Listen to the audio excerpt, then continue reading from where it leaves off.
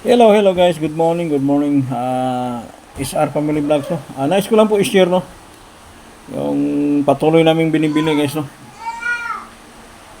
1 piso Pilipinas silver coin, no. 1907, no. Yan, patuloy po namin binibili.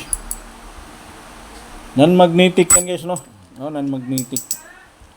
Yan, itis natin para maniwala yung mga viewers na talagang silver. Ganyan tunog, guys, no. Kasi may isang vlogger dyan na halos 2.1 million pinapaniwala yung mga kababayan natin. Hindi, wala namang katotohanan yun, yung pinapakita niya 1906. Replica na yun, guys, replica. Lazada mid yun, Lazada mid lang yun.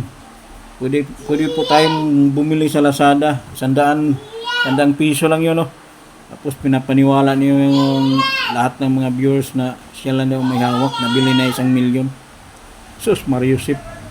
Lagpas ko niyo, shout out po. Malapit ka nang bibitayin. Kilates ka na sa lahat ng mga legit collector. Bistado ka na. Yan. Kasi pinapaniwala niya kasi mga walang kalam-alam sa barya, no. Siya lang daw may hawak, 1906. 1 million ako po. Kala niya walang mga legit collector na nanonood.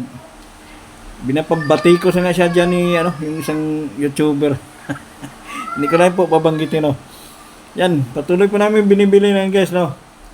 Huwag po kayo basta-basta maniwala.